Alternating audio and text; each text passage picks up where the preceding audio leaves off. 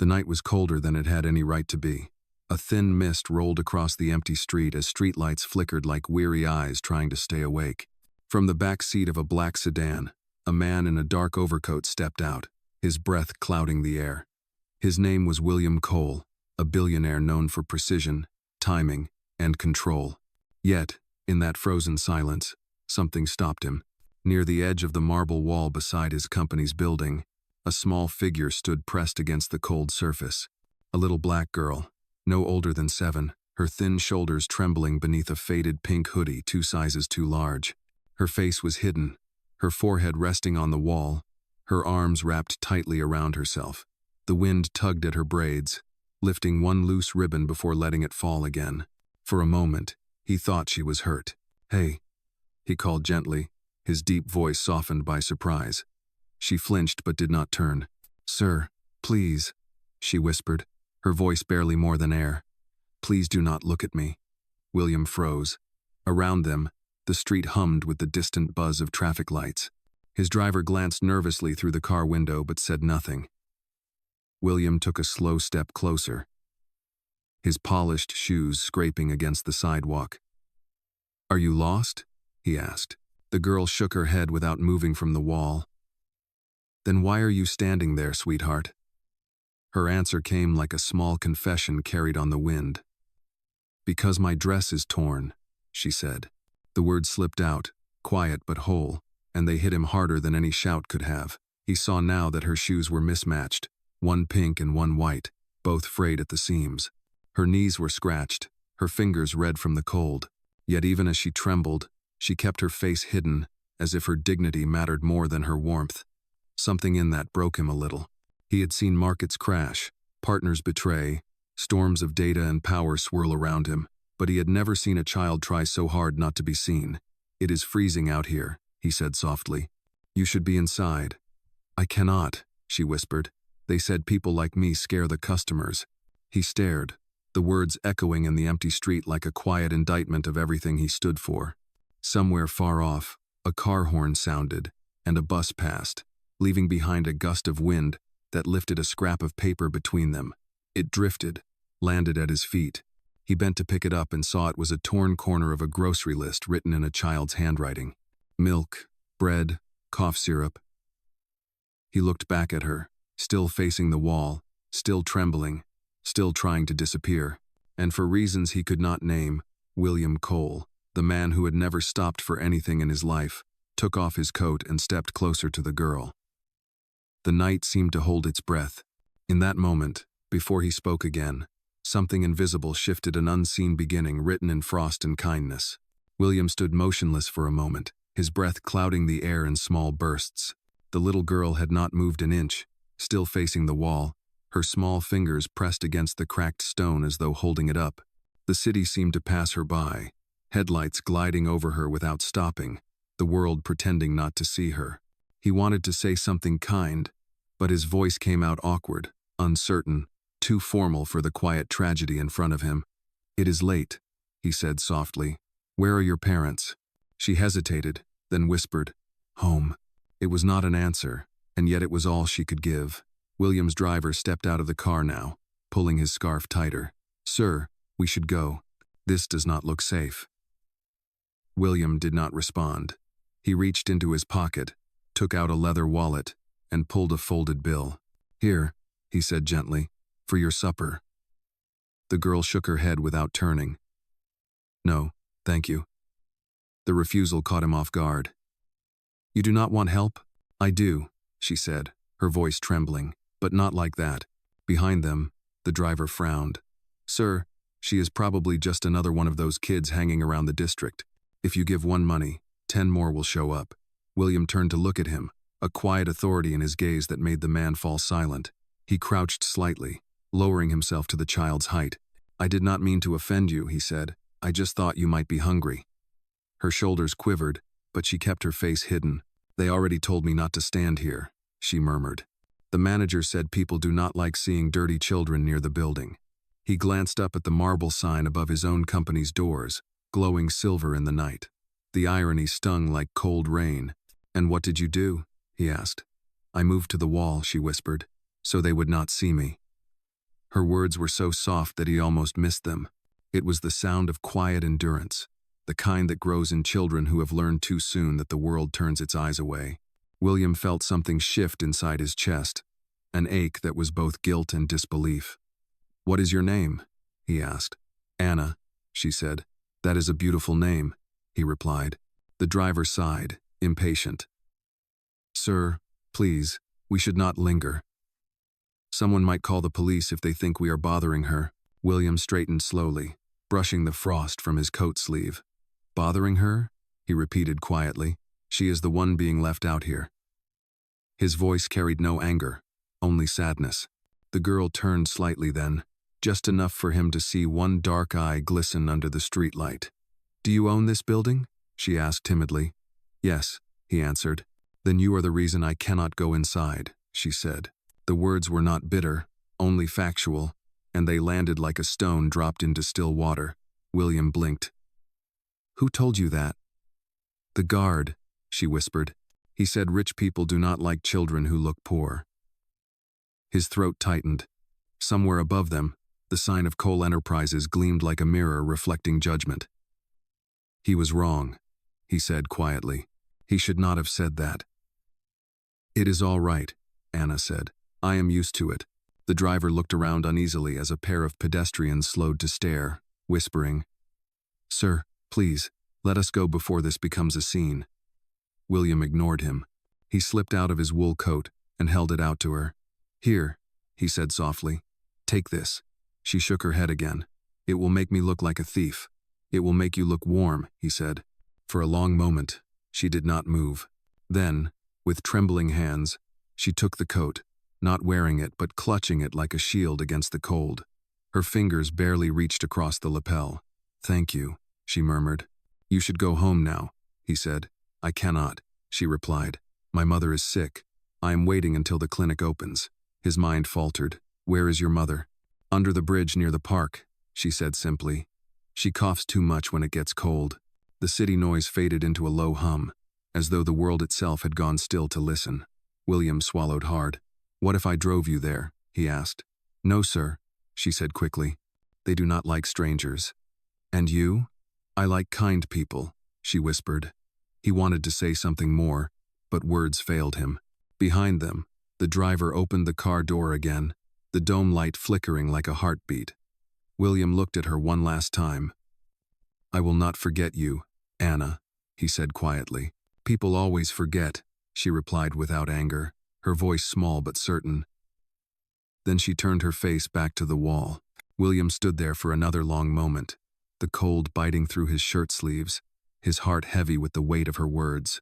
When he finally stepped into the car, he did not look back, but in the reflection of the rearview mirror, he could still see her small silhouette, a tiny figure in a pink hoodie, standing against the wall like a prayer the city refused to hear.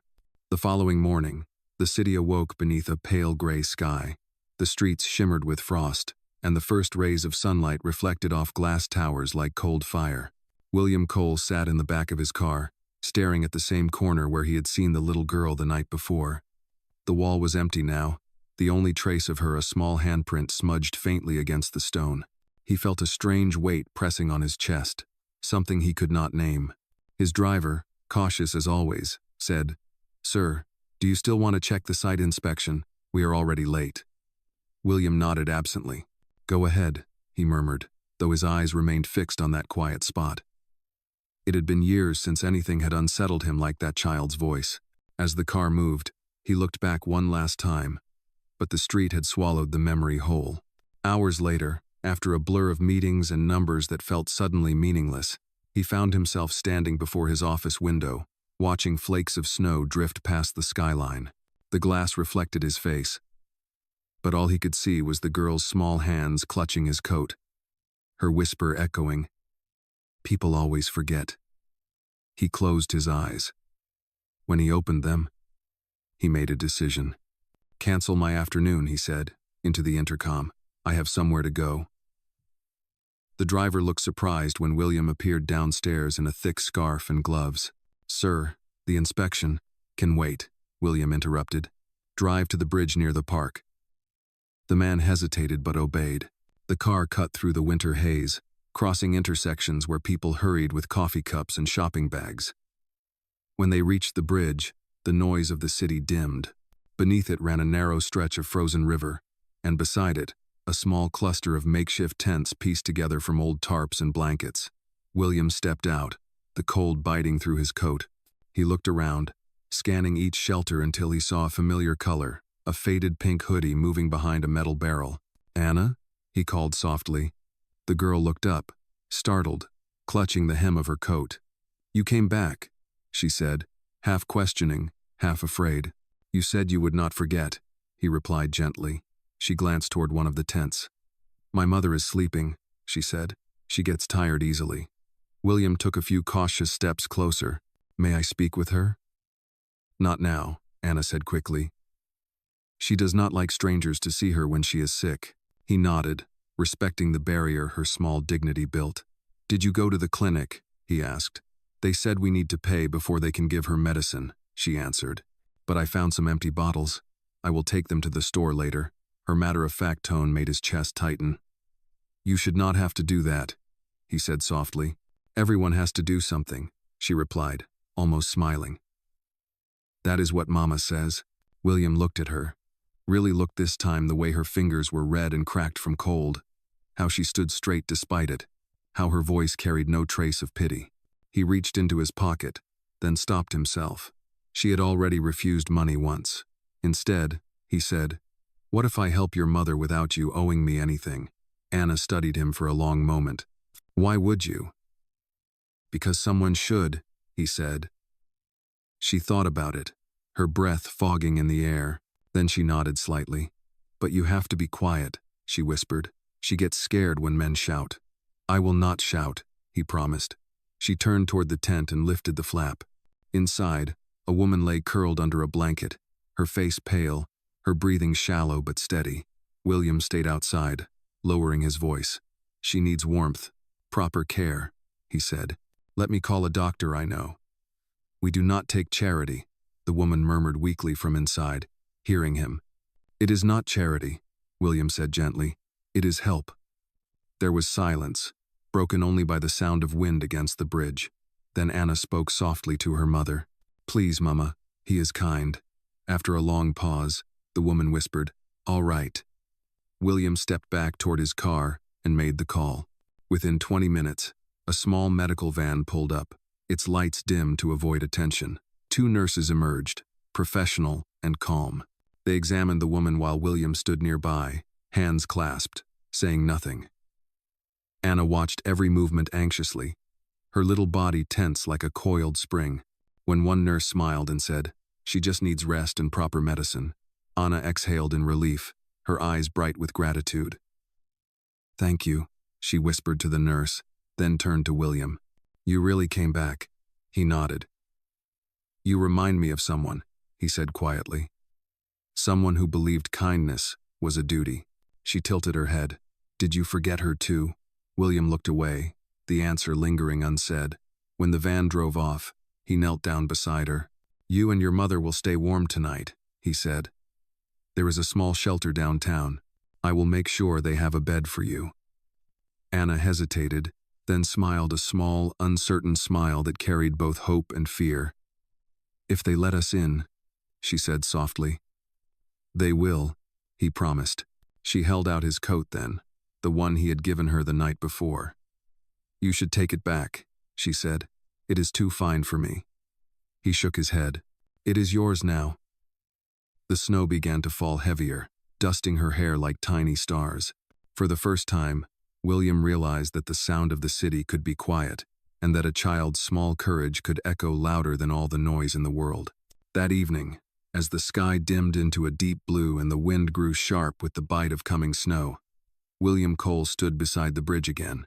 The sound of traffic above was a steady hum, distant yet constant, like the world refusing to pause even for pain.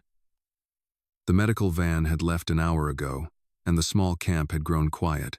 Anna sat near a flickering fire made from pieces of cardboard and twigs, her small hands cupped around the faint warmth. William watched her silently, struck by how calm she seemed despite everything. He had met hundreds of powerful adults who trembled in boardrooms, yet this child, with no home and no safety, carried herself with quiet steadiness. "Do you and your mother stay here every night?" he asked gently. Anna nodded. "Only when the shelter is full," she said. "Sometimes they let us in, but sometimes Mama's coughing scares the others." William's chest tightened. "And what about food?" "We share with the others," she said simply. "Sometimes people leave things behind after the market closes. Bread, fruit that looks funny, but it still tastes good." She smiled faintly, her teeth small and uneven, her innocence somehow still intact. Before he could respond, a flashlight beam swept across the bridge, and a voice called out sharply, "Hey, what are you doing here?" A security guard from the nearby construction site approached, heavy boots thudding on the concrete. "You cannot be here, little girl. You know the rules." Anna froze, clutching her coat tighter. William stepped forward, his tone calm but firm. "It is all right. She is not causing trouble." The guard hesitated, his eyes narrowing as recognition dawned. "Mr. Cole? I did not realize, sir. This area is off limits after dark." "It is unsafe." William nodded. "I am aware. I am making sure she and her mother are safe." The guard glanced around awkwardly. "Sir, if anyone sees you here, it might cause confusion." "Then let them be confused," William said quietly. His words carried a finality that ended the conversation. The guard mumbled an apology and retreated into the shadows. Anna looked up at William, her expression puzzled. "You did not have to do that," she said softly. "He was just doing his job." William smiled faintly. "Sometimes rules need to bend for what is right." She tilted her head. "Mama says rules keep people safe, and sometimes they keep people invisible," he replied. She considered that for a moment, her little brow furrowing in thought. Then she said, "Maybe both can be true." Her simple wisdom disarmed him. He crouched down to her level. "You are very smart, Anna," she shrugged. "Mama reads to me when she can. She says words are like blankets. They can make people feel warm even when the fire goes out." Her voice trembled slightly on the last sentence, and William realized she was fighting sleep. He glanced toward the tent. "Your mother should be resting now." "The doctor gave her something to help her breathe better." Anna nodded. "I know. She is dreaming, I think." William looked at the flickering shadows, the thin walls of tarp barely shielding them from the cold. "This will not do," he said to himself. "You cannot stay here tonight."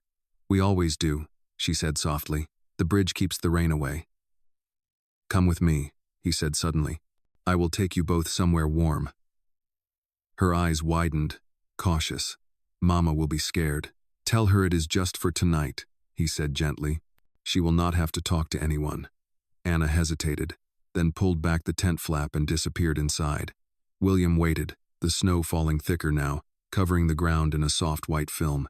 He could hear murmurs inside, the mother's hoarse whisper, the child's soft replies. After several minutes, Anna emerged, carrying a small bag that looked older than she was. She said yes, Anna announced quietly, "but we cannot stay long." "We will see," William said, opening the car door and gesturing for her to enter. The driver blinked in surprise but said nothing, only adjusting the heat as they helped the woman carefully into the back seat. Her face was thin, her skin pale, but her eyes, those same dark, steady eyes as her daughter's, met William's with quiet suspicion. "You are the man from the bridge," she said weakly. "Yes," he replied. "You need warmth. There is a small hotel nearby. You can rest there tonight." She coughed softly. "Why would you do this?" "Because no one else did," he said. She stared at him for a long moment, then nodded once, too tired to argue. The car rolled forward through the snow, its tires crunching softly. Anna leaned her head against the window, watching the lights blur into streaks of gold and red. William glanced at her reflection in the glass, her eyes half closed, her hand resting over her mother's. The city outside glimmered, indifferent as ever, but inside the car, something quiet and fragile had begun to form. When they arrived at the hotel, William spoke to the manager privately, arranging the room under his own name so no one would question their stay. As they stepped into the warm lobby, the woman hesitated, looking around at the polished floors and glowing chandeliers. "We do not belong here," she murmured. William met her gaze. "You belong wherever you are treated with kindness," he said. The woman's eyes softened slightly, and Anna, still holding her small bag, whispered, "It smells like flowers in here." The manager smiled kindly. "That is lavender, sweetheart." William watched her smile fade into awe, the light catching in her eyes, and he knew he had done the right thing. But deep down, he also knew this was not the end. This was only the beginning of something that would change all three of them forever. The hotel room was warm, glowing softly with the amber light of a single bedside lamp. William stood near the window, his reflection blending with the snowflakes falling outside. He watched as Anna's mother lay on the bed, her breathing steadier now after a long, hot shower and a bowl of soup brought by room service. Anna sat on the carpet, her knees tucked under her chin, tracing the edge of the hotel's patterned rug with her finger. Everything around her looked too perfect to touch: the clean sheets, the polished glass, the little tray with sugar packets and tea bags. "You can sit on the bed, you know," William said gently. She shook her head. "It looks too new." Her voice was soft, almost reverent. He smiled faintly. "It will not break, I promise." She glanced up, her dark eyes curious. "Do you stay in places like this every day?" "Sometimes," he answered. "Mostly when I travel for work." "It must be nice," she said, "to always have warm rooms and lights that never go out." William hesitated, then replied quietly, "Sometimes lights hide things better than darkness does." Anna tilted her head, unsure what that meant, but she smiled anyway, her innocence shielding her from the weight of his words. On the nightstand, the hotel's heater hummed softly. William placed a folded envelope on the table beside the mother's purse. "This should cover food and medicine for a while," he said. The woman opened her eyes, her voice still weak but firm. "You have done enough. I do not want to owe anyone anything." William nodded respectfully. "Then do not think of it as debt. Think of it as a pause, a small moment to breathe before you keep going." She studied him for a long moment, then sighed. "You talk like someone who lost something once." He looked at her, caught off guard. "Maybe I did," he said quietly. "Maybe I just forgot what it was." Anna climbed onto the chair near the window, her chin resting on the sill as she stared at the snow swirling over the parking lot lights. "It looks like stars," she whispered, "falling so fast they forget how to shine." William turned toward her, surprised by her poetry. "You think about things deeply for someone your age," he said. "Mama says it helps me stay brave," she replied. "When you can see the beauty, you can forget the hunger." The sentence hung in the air like a fragile thread. William felt his throat tighten. The child was too young to know words like hunger that way, too small to carry that kind of understanding. He glanced at the woman on the bed. Her eyes were closed again, exhaustion taking over. "She will sleep through the night," he said softly. Anna nodded. "She does that when she feels safe." William sat on the edge of the other bed, careful to keep a respectful distance. "You can rest too, Anna." "Not yet," she murmured. "I want to remember this." "Remember what?" "The quiet," she said. "It sounds like hope." Outside, the snow deepened, muffling the city's sounds until only the ticking of the room's clock filled the space. William realized how long it had been since he had simply listened to silence. His life had been noise, numbers, voices, ambition. But this room, this moment, felt different. It felt real. He leaned back, the chair creaking softly. "When I was your age," he said, "I thought money could fix anything." "Did it?" she asked. "No," he admitted. "Sometimes it just builds taller walls." Anna thought about that, then said, "Maybe it can build bridges too, if you let it." Her words were gentle but carried an unexpected wisdom that made him smile. "Maybe you are right," he said. "Maybe I should start with one." She looked at him curious. "Like what kind of bridge?" He pointed toward the sleeping woman. "The kind that helps your mother get better." Anna's eyes softened, full of gratitude she could not yet express. "Thank you," she whispered. "I will pay you back someday." William chuckled softly. "How do you plan to do that?" "I will help someone else," she said with certainty. "Mama says kindness is like a ball. If you throw it, it always rolls back." He nodded slowly, moved by the simplicity of her truth. The heater clicked again, steady and warm. Time slipped gently forward. The night outside thickened with snow, wrapping the world in silence. Eventually, Anna's head began to droop, her small frame swaying with sleep. William stood, lifted a blanket from the foot of the bed, and draped it carefully over her. She stirred but did not wake. He watched her for a moment, the way her fingers curled around the edge of the fabric, the way peace finally settled over her small, tired face. Then he turned off the lamp, leaving only the dim glow of the streetlight filtering through the curtains. He stood by the window, looking out at the snow-covered world, and whispered to no one in particular, "Maybe bridges begin with a single step." The words vanished into the quiet, but he knew, deep down, that something inside him had begun to change. The man who once believed he had everything was now learning what it meant to give. When morning came, the sunlight broke through the thin curtains like soft gold spilling across the room. The hum of the city returned faintly through the double-paned windows, and the world outside stirred to life again. William Cole stood by the window, coffee in hand, watching the quiet street below. Behind him, the soft sound of breathing filled the room. Anna was still asleep on the small couch, curled beneath the blanket he had draped over her the night before. Her mother stirred on the bed, coughing lightly but less harshly than before. For the first time, William saw a bit of color in her face. He turned and smiled gently. "Good morning," he said. The woman nodded weakly, her voice hoarse. "You stayed," she said, surprised. "You did not have to." "I wanted to make sure you were both all right," he replied. "The doctor left medicine at the front desk. You should take it after breakfast." She looked at him suspiciously, though her tone was softer than before. "People like you do not usually worry about people like us." William hesitated before answering. "Maybe people like me should have started a long time ago." She did not reply. Her gaze drifted toward the small clock on the nightstand. "We cannot stay long," she said quietly. "They will not let us." "You can stay as long as you need," he assured her. "I paid for the week." Her lips pressed together, torn between gratitude and pride. "We do not belong here," she whispered again. "This place smells too clean. It makes us feel like we are breaking something just by breathing." Before he could answer, Anna's sleepy voice floated from the couch. "Mama, it is okay," she said, rubbing her eyes. "No one is mad. The man said we can stay." The woman managed a tired smile. "Yes, sweetheart," she murmured. William turned away for a moment, hiding the emotion rising in his throat. "I will have breakfast sent up," he said, his voice steady. "Eat first, then I will drive you to the clinic. We will see how strong your lungs are today." Anna perked up at the word drive, excitement flickering in her eyes. "Can I sit in the front seat this time?" she asked. William chuckled. "If the driver agrees."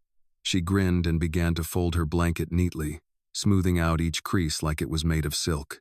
William watched, noting the small gestures that revealed how carefully she valued even the smallest comforts.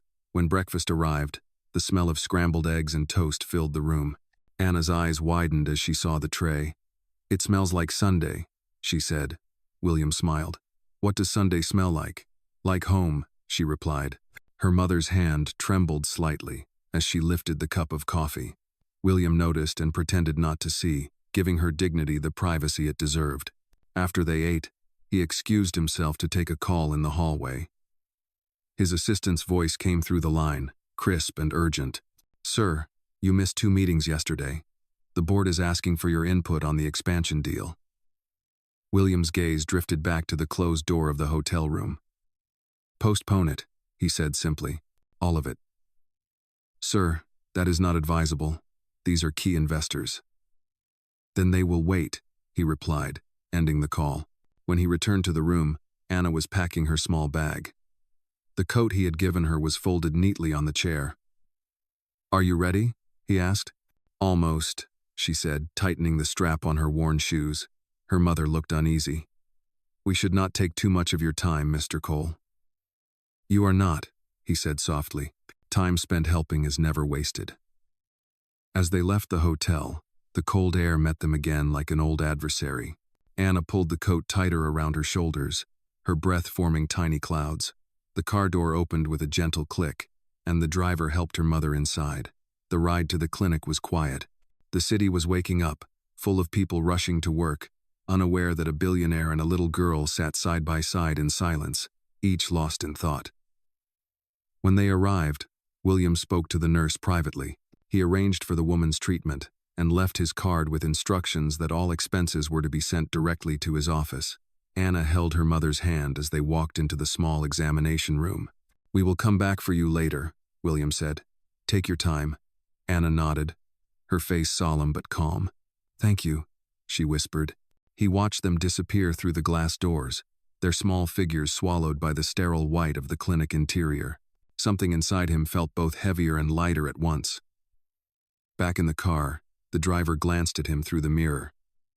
"Sir, where to?" William hesitated, then said, "Home." But when the car began to move, he added quietly, "No, wait. Drive back to the bridge." The driver frowned but turned the wheel. When they reached the bridge, the snow had been cleared away, leaving only wet patches on the pavement. The place looked different in daylight, ordinary, even harmless. Yet William could still see the ghost of that small figure pressed against the wall, trembling but unbroken. He stood there for a long time, the wind brushing against his face, and realized that the girl had given him something he did not know. He had lost a reason to care again. As he turned to leave, a scrap of paper blew across the ground, catching his shoe. He picked it up and saw the same childish handwriting as before. Milk, bread, cough syrup. He folded it carefully and slipped it into his pocket, as if it were a treasure. That night, long after the city lights dimmed, William found himself unable to sleep. The world outside his window glittered with snow, but for the first time in years, his thoughts were not on profits or deadlines. They were on a little girl who believed kindness was a ball that always rolled back. The next afternoon, the sky hung heavy with clouds the color of steel. William Cole's car stopped in front of the small clinic. He stepped out, his shoes crunching over the salted walkway, and for the first time in a long time, he felt nervous. Inside, the air smelled faintly of disinfectant and paper. The nurse at the front desk smiled politely when she saw him. "Mr. Cole, they are still here," she said softly. "The mother's condition has improved a little, but she is weak. The girl has been helping her." William nodded his thanks and followed the quiet hum of voices down the hall. When he reached the door, he paused. Through the small glass window, he saw Anna sitting beside her mother, gently folding a towel and humming under her breath. Her voice was small but clear, like a bird singing in winter. The woman's eyes were closed, her hand resting on her daughter's arm. William knocked lightly, and Anna turned, her face lighting up with recognition. "You came back," she said, standing quickly. "You said you would." "I keep my promises when I can," he replied, stepping inside. The room was simple, 2 beds, a small heater, and a window that looked out onto the gray sky. "How are you feeling today?" he asked the woman. She managed a faint smile. "Better, thanks to your doctor. He said I will need rest for a few weeks." "Then you will have it," William said. "I made arrangements for a place you can stay while you recover."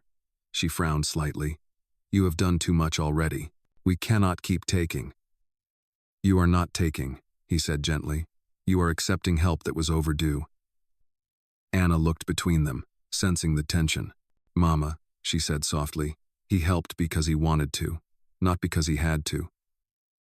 Her mother sighed and looked at her daughter's earnest face. "You always find the good in people," she murmured. "Someone has to," Anna said simply. William watched the exchange in silence, feeling the quiet dignity between them. He reached into his coat pocket and pulled out a small box wrapped in plain paper. "I brought something for you," he said, handing it to Anna. She opened it carefully. Inside was a pair of soft wool gloves and a small silver pendant, shaped like a star. Her eyes widened. "It is beautiful," she whispered. "Why a star?" "Because you remind me of one," he said. "Even when the night is darkest, you still find a way to shine." Her cheeks flushed, and she held the pendant against her chest. "Mama, look," she said. Her mother smiled faintly. "Say thank you properly, sweetheart." "Thank you, Mr. Cole," Anna said with a small bow of her head. "I will not lose it." "You better not," he said, his tone light but his eyes soft. A knock came at the door, and the nurse entered, carrying a clipboard. "Everything is ready for discharge," she said. "They just need to sign a few forms." The mother looked uncertain. "We do not have an address." You will soon, William said. There is a small apartment above a bakery near the park. It is quiet, warm, and close to the clinic. It is under my name for now, but you can stay as long as you need. Anna's eyes widened again. A bakery? Yes, he smiled. The owner is an old friend. He makes the best cinnamon rolls in the city. Anna giggled softly, covering her mouth. Mama loves cinnamon. Then it is settled, he said. The woman hesitated, her pride warring with gratitude. Finally, she nodded. All right, but only until I can work again. Of course, William replied.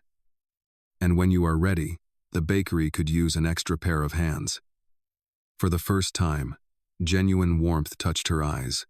You have thought of everything, haven't you? Not everything, he said quietly. Just the things that matter.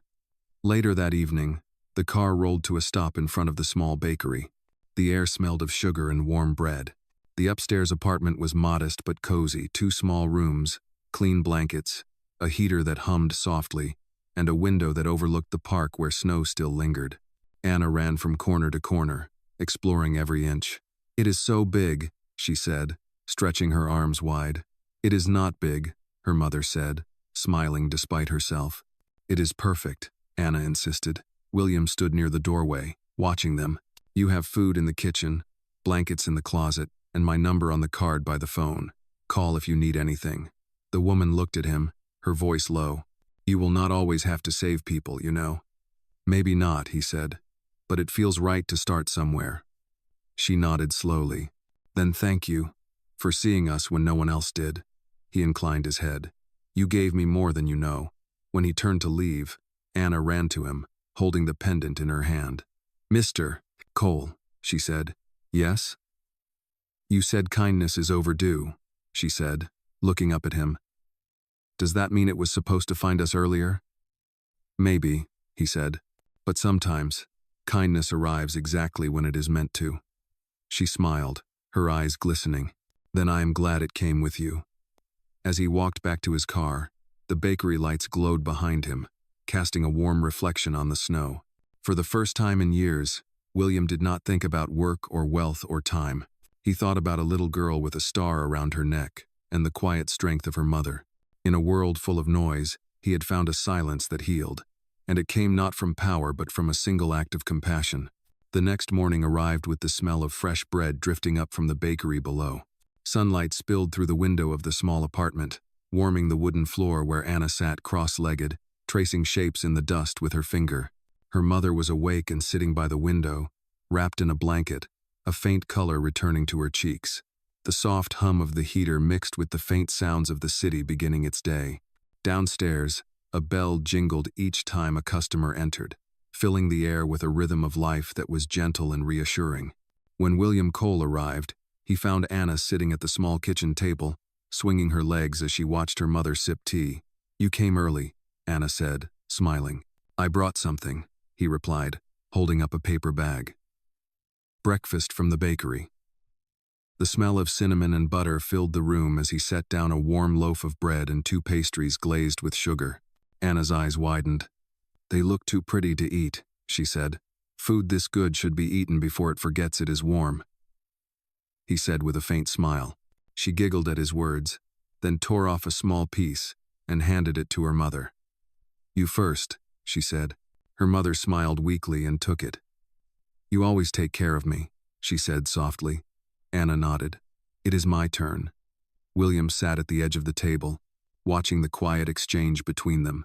The way Anna spoke to her mother carried the grace of someone far older than her years, but the sparkle in her eyes reminded him that she was still just a child trying to make sense of a hard world. Do you work at the bakery now? Anna asked him between bites. No, William chuckled. I am not very good at baking. I would probably burn everything. Then what do you do? She asked. He paused, thinking of all the ways he could answer that question: billionaire, investor, decision-maker, but none of them seemed right anymore. I build things, he said finally. Sometimes buildings, sometimes opportunities. Anna tilted her head, curious. Can you build a place where people like us do not have to be scared? William looked at her, taken aback by the sincerity in her tone. Maybe, he said after a pause. But I think it starts with small things. like making sure you and your mother are safe. Her smile returned, bright and pure. Then you are already building it, she said. Her mother looked down at her hands, folding them in her lap. She talks like her father used to, she said quietly. William's gaze softened. He was kind. He was hopeful, the woman said. Hopeful people make the world softer, even when it is cruel. There was a silence, but it was a comfortable one. The kind that comes when words have done enough. After breakfast, Anna ran to the window and looked down at the street. Can we go outside today? She asked. The park looks shiny from here. Her mother hesitated, but William nodded. A short walk will be good for both of you. Soon, they were outside, wrapped in coats and scarves. The air was crisp, and the snow that had fallen days before had begun to melt, leaving small puddles that reflected the winter sky.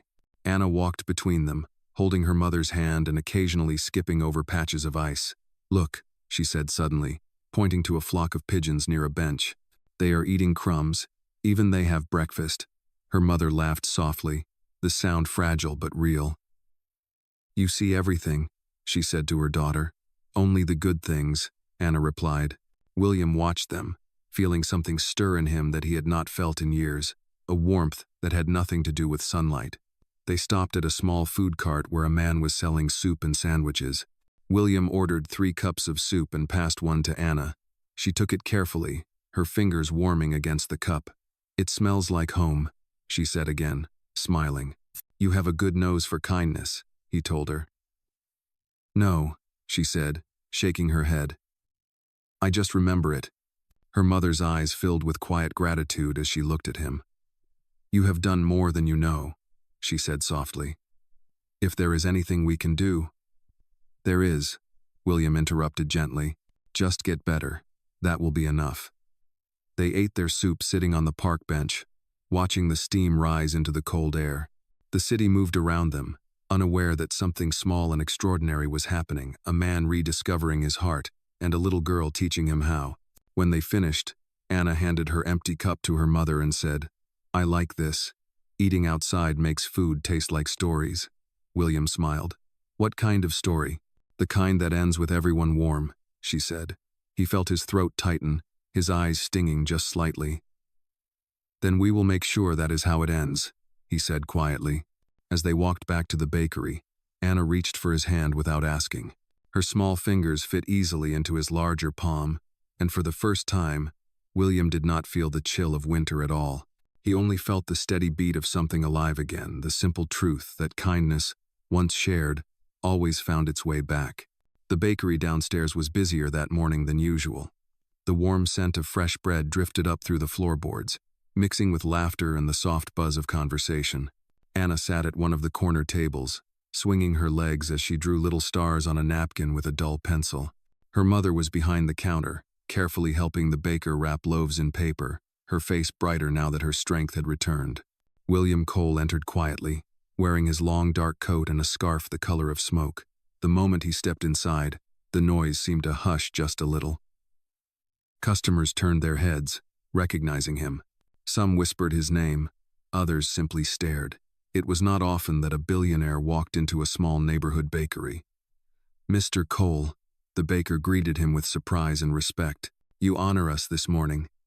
Good morning, William said kindly. Just here for a loaf of bread and maybe one of those cinnamon rolls you promised me.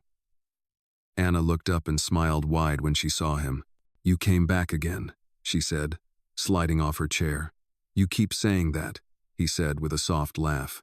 I told you, I do not break promises. She grinned and held up her napkin. I drew your star, she said proudly, showing him a shaky but sweet sketch of a bright 5-pointed star with his name written under it. That is beautiful, he said warmly. But as he bent down to look closer, a voice nearby cut through the calm. Is that him? Someone whispered sharply. The one who brought those people here? Another voice joined in, louder this time. I heard he gave them the apartment upstairs for free. Imagine that, letting vagrants live above a bakery. The words hit the air like small stones. The room grew tense. Anna froze, her smile fading. Her mother stopped moving behind the counter, her hands tightening on the paper she was wrapping. William straightened slowly, his expression unreadable. The baker cleared his throat nervously. Folks, let us not start rumors. They are good people. But the man at the front, a well-dressed customer holding a coffee cup, sneered slightly. Good people do not sleep under bridges. It is not exactly the kind of story this neighborhood needs. A silence followed, thick and uncomfortable. Anna looked down at her napkin, her small fingers trembling. William stepped forward, his voice calm but strong. You are right, he said evenly. It is not the kind of story this neighborhood is used to, but maybe it is the kind of story it needs. The man frowned. Excuse me? William continued, his tone steady. I have built companies, towers, and cities. But all of that means nothing if the walls we build keep out the people who need warmth the most. He looked around the room, his gaze meeting each set of eyes. This little girl and her mother did not ask for pity. They asked for a chance. And if that makes anyone here uncomfortable, then perhaps comfort has made us blind. A hush fell. The baker's wife wiped her hands on her apron, her eyes glistening. He is right, she said softly. We sell bread every day, but what is bread if we forget to share it? The man who had spoken first muttered something under his breath and turned away, suddenly ashamed.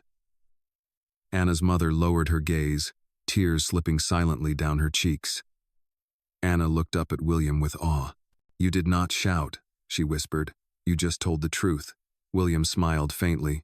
Truth does not need to shout, Anna. It just needs to stand. The baker handed him the cinnamon roll with shaking hands. On the house, sir, he said quietly. No, William replied gently, placing a bill on the counter. Let us keep this fair. Dignity should never be free. The baker nodded, his eyes soft with respect.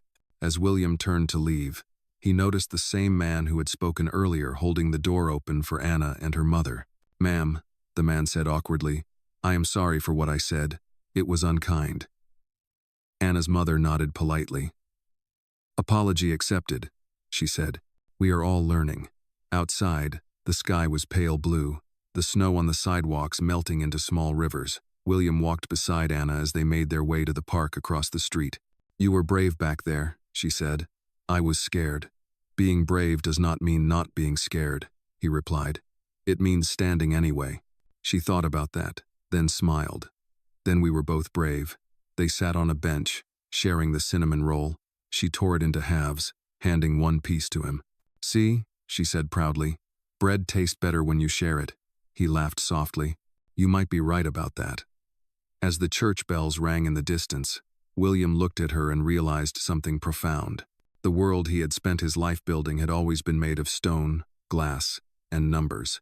But this simple act of kindness, this quiet morning in a bakery felt more like building than anything he had ever done.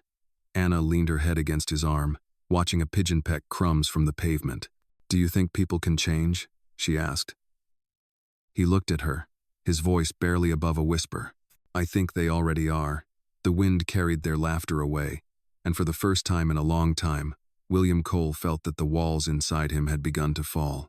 Winter slowly began to loosen its grip on the city. The snow that had once blanketed the rooftops melted into quiet streams that ran down the gutters, leaving behind damp sidewalks and a faint scent of earth returning to life. The bakery was still busy every morning, and laughter now seemed to fill the small apartment upstairs. Anna's mother had regained her strength, her cough fading with each passing week, though she still moved carefully, as if afraid to break the fragile rhythm of recovery. William Cole had become a familiar face there. Some days he arrived with groceries, other times with books or small trinkets for Anna, but mostly he came just to sit with them and listen. He found himself looking forward to those mornings, the simplicity of their company reminding him of something he had lost long ago. On one quiet afternoon, while the sun filtered through the lace curtains, Anna sat at the table drawing again, her tongue pressed between her teeth in concentration. What are you working on today? William asked as he set a brown paper bag on the counter. A memory, she said without looking up. Of what? He asked. A day I do not want to forget, she replied. He smiled softly. You have a good habit, remembering what matters. Her mother looked up from washing dishes, her voice gentle. She has always been that way. Even when we had nothing, she remembered the smallest kindnesses, like when a nurse once gave her a cookie at the hospital.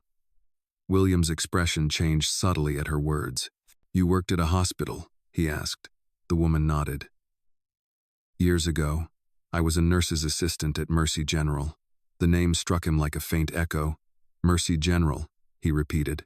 "That is where I was taken after the accident." She glanced over her shoulder, surprised. "You were in that pileup on the interstate?" "Yes," he said slowly. "My car spun out on black ice. I broke 2 ribs and was stuck under the dashboard until the paramedics arrived. Someone held my hand until they pulled me free. I never saw her face, but I remembered her voice. She kept saying, 'You are going to be all right. Just keep breathing.'" The woman's hand froze around the dish towel. For a moment, neither of them spoke. "That was me," she said finally, her voice barely a whisper. William turned toward her, his eyes wide. "You?" She nodded slowly. "I remember you. You were angry, kept trying to get up even though you were bleeding. You said you hated being helpless." His breath caught in his chest. "You kept me calm," he said softly. "You saved me." She gave a small, tired smile. "I did what anyone would have done." "No," he said. "Not anyone. You did." Anna looked between them, her eyes wide with wonder. "Mama," she said quietly. "You helped him before he helped us." Her mother brushed a tear from her cheek. "It seems the world is smaller than we think." William took a step closer, his voice low and full of awe. "All this time, I thought it was luck that got me through that night, but it was you." She shook her head gently. "No, it was grace. Life finds a way to return kindness, even when we do not expect it." He smiled faintly. "Maybe that is what this is, a circle closing." Anna tilted her head. "Does that mean we are even now?" William crouched beside her. "Kindness is not about keeping score," he said. "It is about remembering who helped us stand when we could not." The air in the room felt different after that, as if something invisible but heavy had lifted. Her mother looked down, her eyes glistening.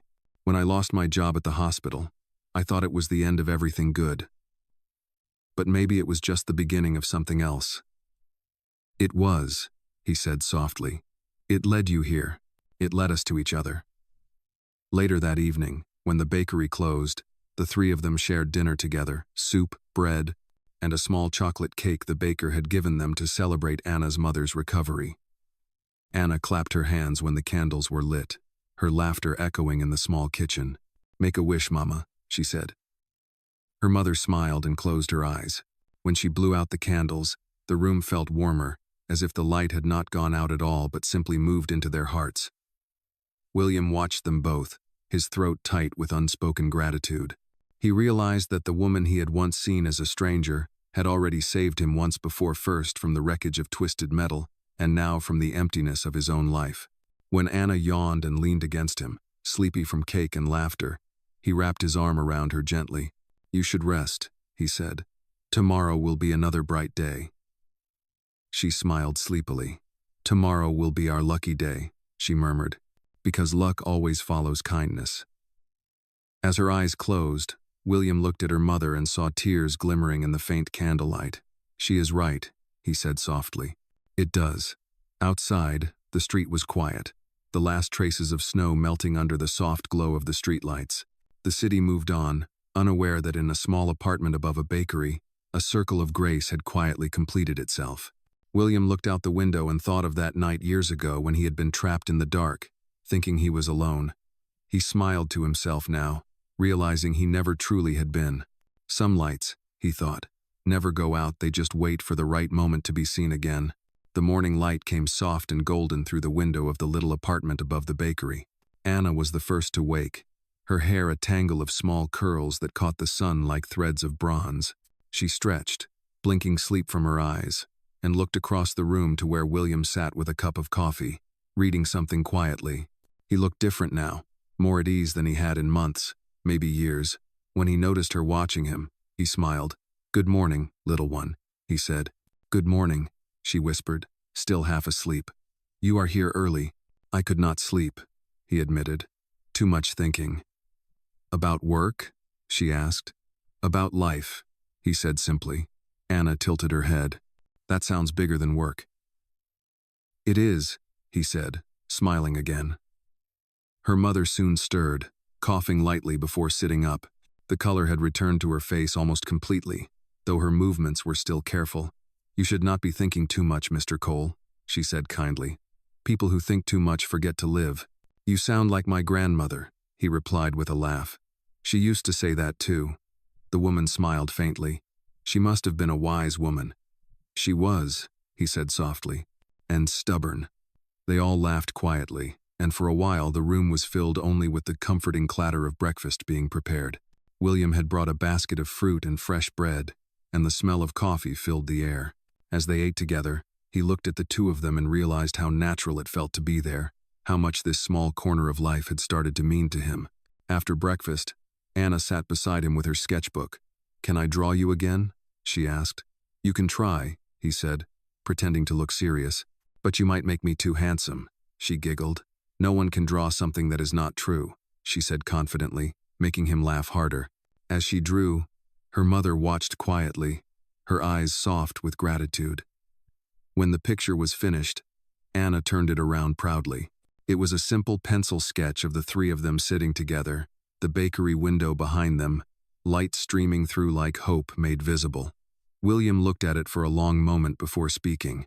"You have a gift," he said. "You see things the way they should be, not just the way they are." Anna shrugged shyly. "Mama says when you draw, you can make people remember good things." He nodded slowly. "Then keep drawing. The world needs more people who remember the good things." Her mother looked at him across the table. "Mr. Cole," she said softly, "you have already done more than enough. You have changed our lives." "Maybe you have changed mine more," he replied. "You reminded me what people are worth not in money, but in meaning." She looked down, unsure how to respond, and he continued, "I cannot fix the whole world, but I can promise one thing. You and Anna will never have to worry about a roof over your heads again." The woman's eyes filled with tears. "I do not want charity," she said quietly. "Then it will not be charity," he replied. "It will be an investment in two people who have already given me more than I can ever repay." Anna reached for his hand, her small fingers wrapping around his. "What kind of investment?" she asked. He smiled. "In a future. One where you get to go to school, and your mother can rest without fear." Her mother wiped at her eyes, her voice trembling. "Why us?" "Because once," he said softly, "you saved a man who had everything but a soul, and now it is my turn to save someone who reminded me how to use it." There was silence after that, broken only by the faint ticking of the clock on the wall. Anna looked at him seriously. "Does that mean we are a family now?" William felt his chest tighten at her words. "Maybe we are something close," he said gently. "Something that feels like one." She smiled and leaned against him, content. As the day wore on, he drove them to a nearby park where the first hints of spring were showing. The grass was still damp, but the air was warmer, carrying the promise of new beginnings. Anna ran ahead, chasing pigeons while her laughter echoed through the trees. Her mother sat on a bench, breathing deeply, her face turned toward the sunlight. William sat beside her. "She is healing," he said quietly. "She is light," the woman replied. "She always has been." He nodded. "You both are." She looked at him then, her expression thoughtful. "What about you, Mr. Cole? Are you healing too?" He smiled faintly. "Maybe. I did not know how much I needed to until now." She nodded, understanding. "Healing takes time. It is not about forgetting pain but learning to live with it differently." "And you have done that?" he asked. She exhaled slowly. "I am trying." Anna ran back to them, holding a daisy she had picked from the edge of the grass. "Here," she said, handing it to William. "You need this more than anyone." "Why?" he asked, smiling. "Because flowers do not grow in offices," she said. He laughed softly, tucking the daisy into his coat pocket. "You are right," he said. "They grow where the light is."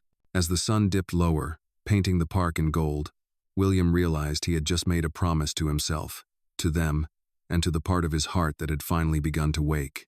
"Tomorrow," he said quietly, "you will sleep somewhere warm forever." Anna looked up at him and smiled. "We already do," she said, "because you found us." And in that moment, surrounded by laughter and light, William Cole knew that some promises were not made with words but with actions that changed everything. The next morning dawned pale and quiet. the kind of morning where the world seemed to hold its breath before beginning again. The light filtered through the curtains of the small apartment above the bakery, brushing across the empty chairs, the folded blanket, and the sketchbook left open on the table. William Cole knocked softly on the door, holding a small basket of fruit and a folded newspaper under his arm. There was no answer. He knocked again, his brow furrowing. Still silence. The bakery downstairs was already alive with the smell of fresh bread and voices of early customers, but the room above felt too still. He turned the handle and stepped inside. The beds were neatly made, the small bag Anna always carried was gone, and so was the silver pendant shaped like a star that she never took off. On the table sat a small note, written in the careful handwriting of a child. It read, "Thank you for the warm nights. Mama says it is time to move again. Please do not be sad. We will be okay. Love, Anna." William stood there for a long time, the note trembling slightly in his hands. The sunlight touched the words as if trying to comfort him, but it only made the emptiness in the room more real. He sat down on the edge of the bed, staring at the spot where Anna had once sat to draw. He could almost hear her voice in the stillness, her laughter floating like wind through the room. The bakery owner came upstairs after a few minutes, wiping his hands on his apron. "They left early this morning," he said softly. "The little one said they had family in another town, maybe north. She paid for a loaf of bread before she left. Paid. Can you believe that?" William looked up, his expression distant. "Did they say anything else?" "Just that they were grateful," the baker said, "and that they did not want to trouble you anymore." William nodded slowly, folding the note carefully and placing it inside his coat pocket. "Thank you," he said quietly, then stood and looked around the room once more. Everything looked the same, but nothing felt the same. The warmth they had brought had gone with them, leaving behind only silence and the faint smell of cinnamon from the bakery below. He walked downstairs, the bell above the bakery door chiming as he stepped out into the street. The day was bright, but the air was cold. He found himself walking toward the park where they had last laughed together, his footsteps echoing on the pavement. The bench where they had shared a cinnamon roll was empty, a thin layer of frost covering its surface. He sat down slowly, his breath visible in the crisp air. From his coat pocket, he took out the daisy Anna had given him, now dry and fragile. He rolled it gently between his fingers, remembering her words. "Flowers do not grow in offices. They grow where the light is." He whispered those words to himself, almost like a prayer. He did not know where they had gone or if they would ever cross paths again, but something inside him told him that this was not the end of their story. As he sat there, a small boy ran past chasing a red ball, his laughter ringing through the park. William smiled faintly, realizing that kindness, once shared, did not vanish. It spread, quiet and unseen, like sunlight through clouds. Later that afternoon, he returned to his office for the first time in weeks. The walls of glass and steel felt different now. His assistant greeted him nervously, surprised to see him. "Sir, we have been waiting on your approval for the expansion proposal," she said. William nodded. "Bring me the files." When she did, he opened them but found his mind drifting. The numbers, the projections, the profits, they all seemed smaller now compared to the faces he could not forget. Finally, he pushed the papers aside. "Cancel the expansion," he said. The assistant blinked. "Sir?" "Instead," he continued, "start a fund for housing and healthcare. Quietly, under a different name, no publicity." "A fund?" she repeated. "For whom?" "For families like hers," he said simply. "For children like Anna." The assistant hesitated, then nodded. "I will arrange it, sir." William leaned back in his chair, his gaze falling on the city skyline outside. The setting sun painted the glass towers gold, turning the cold metal warm for just a moment. He imagined Anna and her mother somewhere out there, maybe sitting on a train, maybe watching the same sunset. "Wherever you are," he whispered, "I hope it is warm." As night fell, he left the office and walked back to the bridge where it had all begun. The streetlights still flickered in the same rhythm, and the faint hum of the city filled the air. He reached into his pocket and unfolded Anna's note again, reading it slowly by the orange glow of the lamp. The last line caught his breath every time. "Please do not be sad. We will be okay." He smiled faintly, tucking the note back into his coat. "I am not sad," he said softly to the empty street. "Just thankful." He stood there for a while, listening to the city's heartbeat, the cars, the wind, the distant sound of laughter somewhere far away. Then he turned to leave, his steps steady, his heart lighter than it had been in years. Above him, the clouds began to part, and through the gray, one small star appeared, faint but shining. He stopped and looked up, smiling. "You kept your promise, little one," he whispered. "You are still shining." And as he walked away, the city lights flickered in quiet rhythm, as if the world itself had heard. 2 months passed before William Cole heard her name again. The city had already shifted from winter to spring, and the park where he once sat with Anna now bloomed with tulips and fresh grass. Yet even as the world around him renewed itself, there was a quiet space in his days that remained empty. He had poured his time into the new foundation he created, visiting shelters, hospitals, and schools anonymously. He watched lives change quietly and felt pride without recognition. But every time he saw a little girl running through a park or a mother holding her child close, he thought of them, the girl with the star pendant and the woman with tired but kind eyes. One morning, while reviewing paperwork in his office, his assistant entered carrying a folder. "Sir, we have a letter addressed to the foundation, but it has your name written in a child's handwriting. It came with no return address." William looked up sharply, his heartbeat quickening. He took the envelope, his fingers trembling slightly as he opened it. Inside was a short note written in pencil on lined paper. It read, "Dear Mr. Cole, Mama is working again. We found a small room near a church that gives food to people. I started helping there after school. Mama says you are the reason we have a second chance. I hope you are smiling today. Love, Anna." William read the letter twice, then pressed it to his chest, closing his eyes. For the first time in weeks, he laughed softly, the sound breaking the silence of his office. His assistant watched with curiosity. "Good news, sir?" He nodded, a faint smile on his lips. "The best kind." That afternoon, he visited the address printed faintly at the bottom corner of the letter, a church on the east side of the city. It was small, with peeling white paint and a bell that no longer rang. Inside, the scent of candles and old wood filled the air. A group of volunteers were packing boxes with canned food and blankets. Among them was a young girl whose hair was tied into 2 uneven braids. She was arranging fruit into a basket, humming softly. William stopped at the doorway, his breath catching. "Anna," he said gently. The girl turned, her eyes widening as she froze for a moment. Then her face broke into the brightest smile he had ever seen. "You found us," she said, running to him. "I told Mama you would." He knelt down just in time for her to throw her arms around his neck. For a moment, the world seemed to stop. "You grew taller," he said with a laugh. "Only a little," she said proudly. "But I eat better now." Her mother appeared from behind one of the tables, wiping her hands on a towel. When she saw William, she stopped, her expression a mix of surprise and warmth. "Mr. Cole," she said softly. "You found us again. Or maybe you found me," he replied. "Your letter did." She smiled faintly. "I did not think it would reach you." "It did," he said, "and it made my day." The church volunteer, a kind older woman with silver hair, approached them and said, "You must be the gentleman who helped them before. We are grateful for your foundation's support. The supplies you send help us feed 50 families a week." William nodded humbly. "I am glad they help." Anna tugged on his sleeve. "Can you stay for a while? We are making soup for the families. It is not fancy, but it tastes better when we all eat together." He smiled. "I would love to." He rolled up his sleeves and joined the small group, chopping vegetables as Anna gave him instructions in her serious little voice. "Not too big, Mr. Cole," she said. "People like small pieces so they do not burn their tongues." "Yes, ma'am," he replied, making her giggle.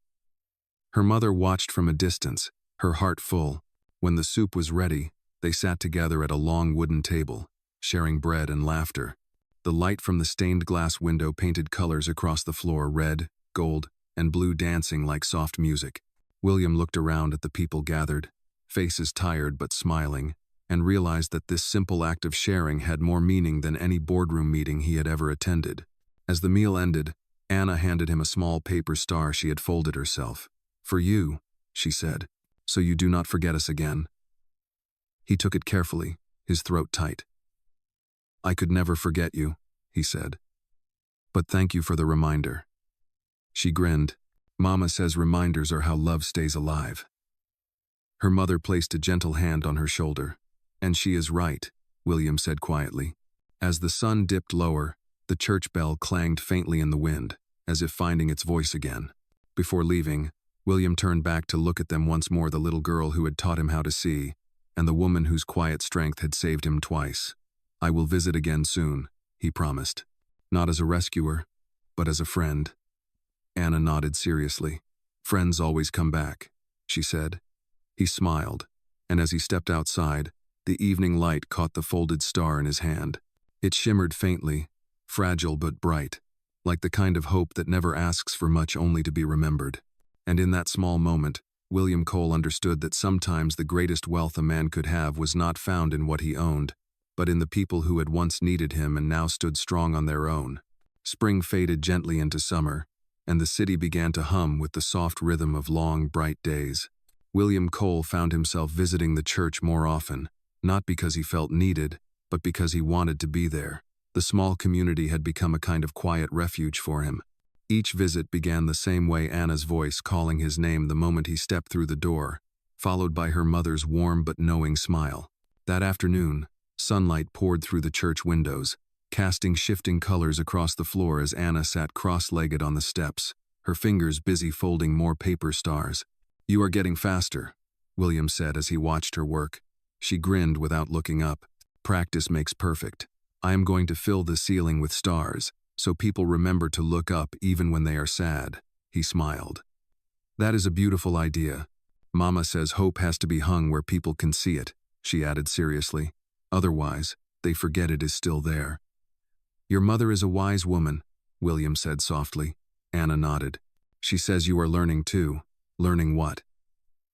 "That kindness is not something you give once," she replied. "It is something you keep alive." Her words made him pause. In her innocent tone was a truth that reached deeper than most adults ever realized. "She is right," he said finally. "I am still learning every day." As they spoke, her mother walked in carrying 2 baskets of groceries. William stood immediately to help her. "You should not be lifting heavy things," he said. "I am stronger now," she replied with a small smile. "But thank you." He placed the baskets on the table and glanced at the labels: flour, rice, fresh fruit. "These look like supplies for the week," he said. "They are for families who come to the church on Fridays," she explained. "The ones who have not yet found a home."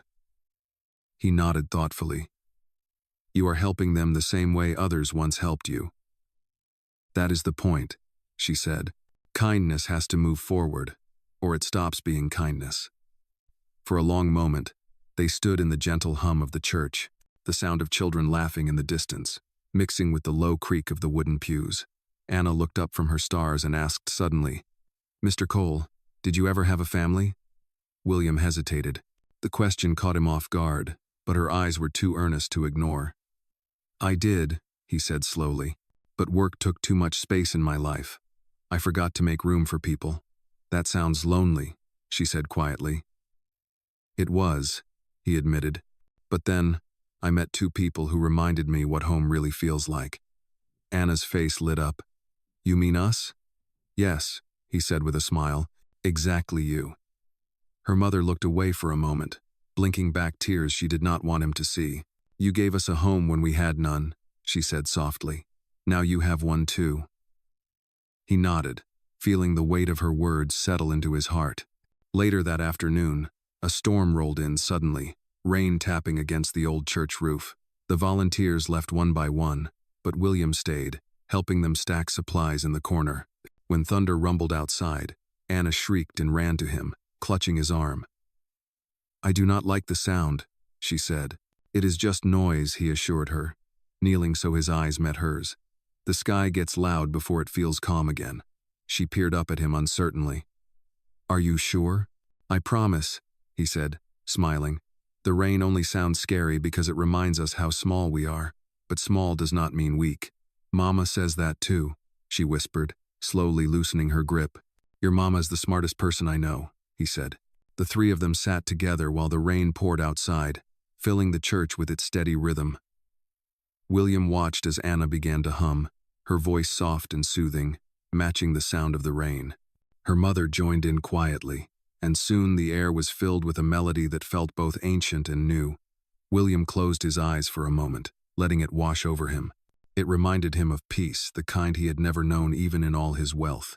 When the storm finally passed, the sky outside turned golden again, the wet streets reflecting the fading light. Anna ran to the door and gasped. Look, she said, pointing upward. Across the sky stretched a faint rainbow, its colors shimmering between the clouds. See, Mr. Cole, she said excitedly. You were right. The sky is calm again. He smiled, standing beside her. Yes, it is. And do you know what the rainbow means? That it is going to be okay? She guessed. Exactly, he said. It is a promise from the world that storms never last forever. Her mother joined them at the doorway, her face illuminated by the evening glow. It is beautiful, she said softly. Almost unreal. No, William said gently.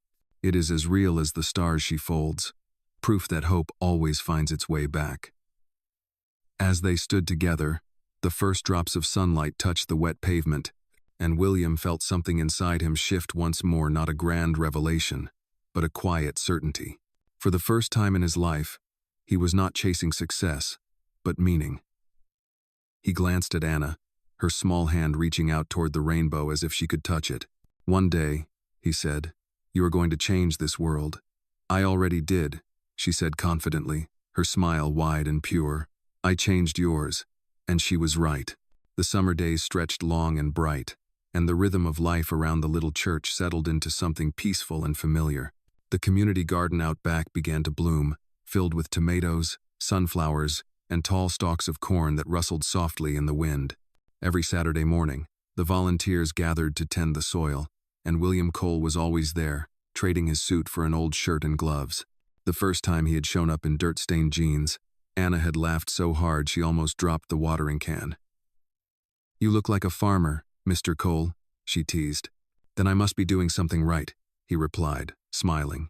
Because farmers make the world grow, she grinned. Mama says growing things means you have patience. Your mama is right again, he said, but I am still learning. As the weeks passed, William found that the work of his hands gave him a peace he had never found in boardrooms. There was something humbling about planting seeds and waiting for them to take root. It reminded him of how life had brought Anna and her mother into his world unexpectedly, quietly, but with purpose. One morning, as they watered the garden together, Anna asked, Do rich people ever get tired of being rich? He thought for a moment before answering. Sometimes they do, because money can fill your pockets, but it cannot fill your heart. She nodded thoughtfully. Then I think you are not that kind of rich anymore. He smiled. I think you might be right. Inside the church, her mother was helping organize a small community dinner for the families who came to volunteer. The smell of baked bread and roasted vegetables filled the air, and laughter echoed from the hall. When the tables were finally set, William stood back and looked at the scene, a room full of people who once had little, now finding joy in sharing what they had. Anna tugged on his sleeve.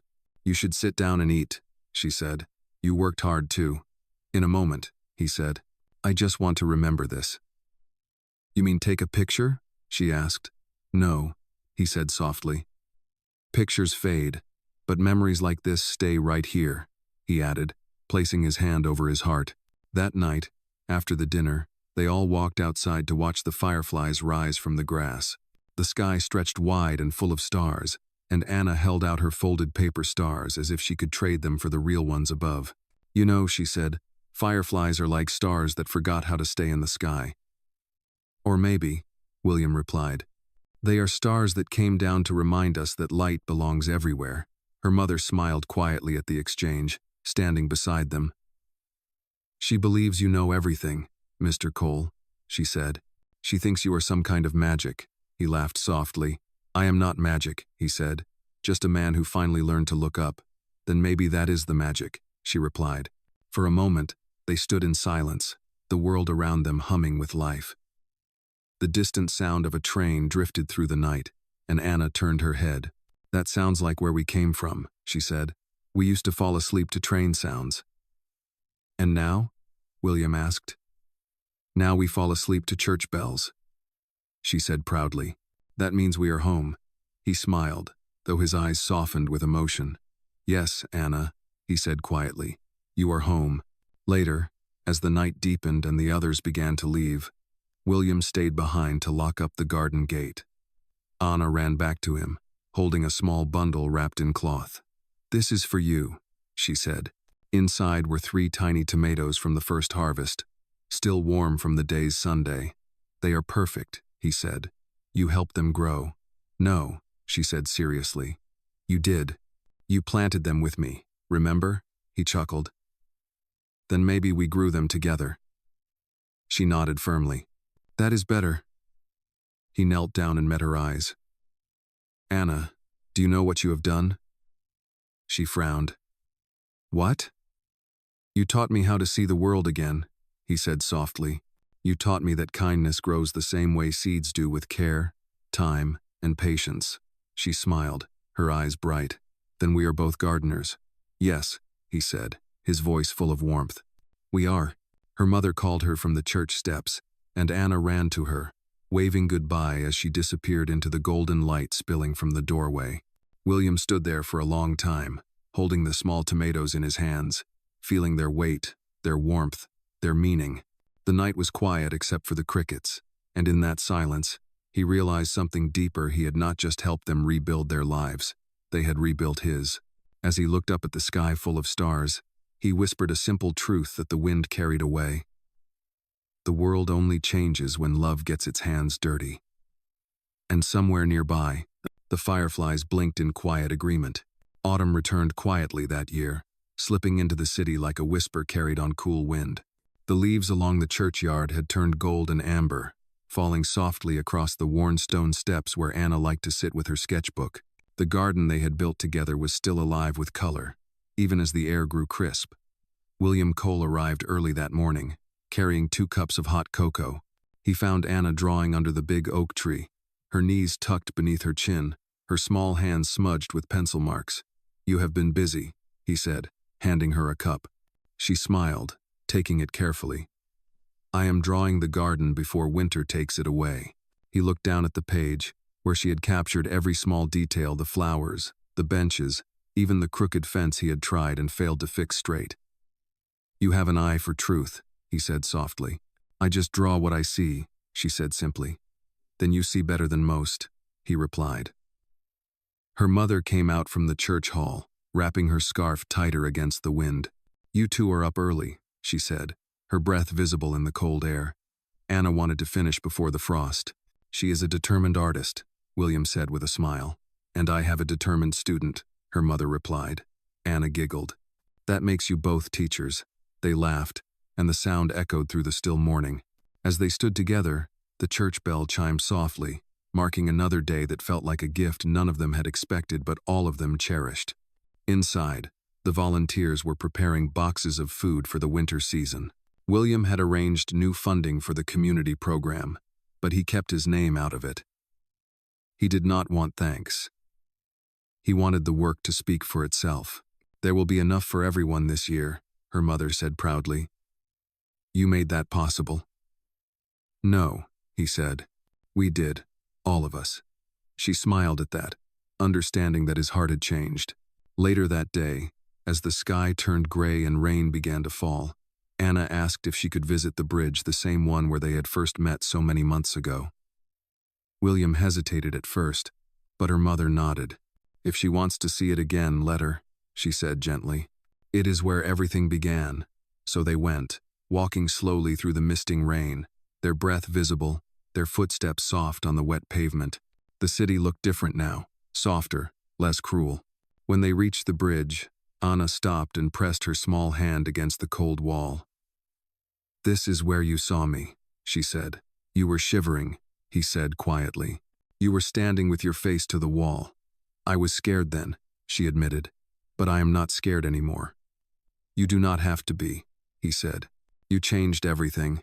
"No," she said, looking up at him. "You did. Maybe we both did," he said, smiling faintly. The rain began to fall harder, so he held his coat open, sheltering her beneath it as they stood together watching the city lights blur in the drizzle.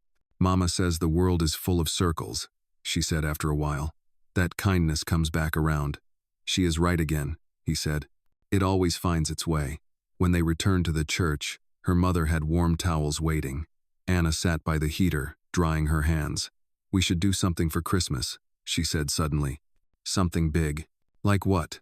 William asked. "Like a dinner," she said excitedly, "for everyone who has nowhere to go." Her mother smiled at the idea. "That would be beautiful," she said. "We will need food, decorations, and help." "I will take care of that," William said immediately. "No," Anna said firmly. "Everyone should help. That is what makes it special." He laughed softly. "You are right again." Over the next few weeks, the church transformed into something magical. Volunteers brought garlands and candles, the bakery donated loaves of bread, and the children made paper stars to hang from the ceiling. Anna climbed on a stool to place her folded stars near the altar, her face glowing with pride. "Do you think the stars can see us?" she asked. "Maybe," William said, "or maybe they just remember us." On Christmas Eve, the dinner began. The church was full of laughter and warmth. The air smelled of cinnamon and soup and hope. People who had once been strangers now shared food, stories, and smiles. Anna's mother moved gracefully through the room, serving plates and hugging old friends. William stood quietly in the back for a while, just watching. Anna found him and took his hand. "You are not hiding," she said. "You belong here too." He looked down at her, his heart full. "I suppose I do." As the night went on, someone began to sing a soft hymn about peace and home, and soon the whole room joined in. The candles flickered, and William felt tears in his eyes he did not bother to hide. Anna leaned against him and whispered, "See? You helped make this light." "No, Anna," he said quietly. "You did. Then we did it together," she said, smiling. He nodded. Together, outside, snow began to fall, blanketing the world in quiet. Inside, a little girl, her mother, and a man who once thought kindness was weakness, shared something stronger than all of them had ever known. And for the first time in his life, William Cole understood that love did not ask for grand gestures, it only asked to be shared. The new year came with quiet snow and slow mornings. The world outside the church seemed softer, as if the city itself had decided to rest after all its noise and rush. William Cole continued to visit, though now it felt less like charity and more like coming home. The church had become his sanctuary, the place where he remembered how to breathe. Anna was growing fast. She was taller now, her laughter louder, her questions deeper. That morning, she waited for him by the garden gate, bundled in her scarf. "You are late," she said playfully. "Only by 5 minutes," he replied, smiling. 5 minutes is a lot when the world is waiting," she said seriously, her eyes twinkling. "Then I suppose I should hurry to catch up," he said, matching her tone. Together they walked into the garden, where patches of snow still clung stubbornly to the earth. The air smelled faintly of pine and smoke from nearby chimneys. Anna's mother was already there, helping the volunteers pack supplies for families who had nothing but the cold. "The donations doubled this month," she said when William arrived. "People said they wanted to help after hearing what the church has been doing." "It is not the church," William said. "It is the people inside it." She looked at him thoughtfully. "You mean you?" "I mean all of us," he corrected softly. Anna ran to the fence and began pressing her footprints into the snow, laughing when her boots squeaked. "It sounds like music," she said. "Every step makes a note." William watched her, smiling. "That is because you know how to listen." "Mama says you can hear the world when your heart is quiet," she replied. "Then she is wiser than any teacher I ever had." "She is my teacher every day," Anna said proudly. Her mother smiled, her eyes glistening. "And she is mine too," William said quietly. The day went on peacefully until the sky began to dim. Clouds rolled in, turning the horizon gray. The forecast had promised another snowstorm, but no one wanted to leave yet. They stayed until the first flakes began to fall, fat and slow, landing softly on coats and hair. Anna lifted her palms, catching snowflakes. "Each one is different," she said. "No two are the same." "That is what makes them special," William said. "Like people?" she asked. "Exactly like people." "Then why do some people forget that?" she asked. Her question hung in the air, simple yet heavy. William looked at her, his voice low. "Because some hearts forget how to see." "Can they learn again?" she asked. He knelt beside her. "Yes, sometimes all it takes is one small person to remind them." She smiled knowingly. "Like me." "Yes," he said, "exactly like you." The storm grew stronger, and they decided to close the garden early. On their way back, Anna slipped on the icy path. Before she could fall, William caught her, steadying her by the shoulders. "Careful," he said gently. She laughed. "You always catch me." "I will always try to," he said. "Even when I am old?" "Even then," he said with a grin. "Even when I am old," she echoed, giggling as they reached the steps. Inside, warmth wrapped around them like an embrace. The heater hummed, candles flickered, and the sound of quiet chatter filled the room. Anna's mother handed them mugs of hot cider. "For brave souls who fight the cold," she said. "We did not fight it," Anna said. "We danced with it." Her mother laughed softly. "That sounds about right." William took a sip, the sweetness filling his chest with warmth. "She will be a poet one day," he said. "She already is," her mother replied. That evening, after most volunteers left, William stayed behind to fix one of the old pews near the altar. The wood had cracked from age, but he insisted on repairing it himself. Anna sat nearby, swinging her legs. "You do not have to fix everything, you know," she said wisely. "Some things just need love, not fixing." He smiled at her words. "Maybe this bench needs both." "Then give it both," she said softly. He did, carefully tightening the bolts, sanding the rough edges, making it whole again. When he was done, Anna stood and ran her fingers along the polished surface. "It feels new," she said. "It feels like it remembers being cared for," he replied. "Like people do?" she asked. "Yes, Anna," he said gently. "Exactly like people." Her mother approached quietly, standing behind them. "We were thinking," she said, "about starting a reading corner for the children who come on weekends. A small place with books and crayons." "That is a wonderful idea," William said immediately. "I will bring shelves, chairs, and lights. And I will bring the stories," Anna said proudly. "You always do," he said, smiling.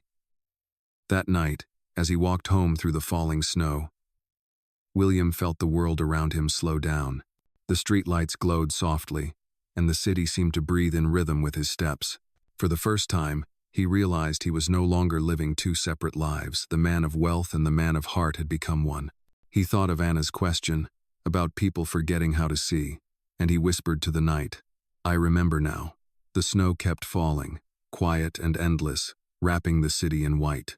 And in that silence, somewhere between the light and the dark, William Cole understood that redemption did not come from what he had given away, but from what he had finally learned to keep: a sense of purpose, a sense of peace, and a family that found him when he needed saving most. The first days of spring came quietly, melting the last of the snow that clung to the garden fence behind the church. The air smelled of rain and new beginnings, and William Cole found himself there almost every morning now. He no longer arrived as a benefactor or guest.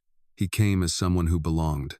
Anna was in the garden, crouched beside a patch of soil, her small hands planting seeds with the care of someone tending to dreams. Her mother stood nearby, her sleeves rolled up, helping another volunteer arrange seedlings.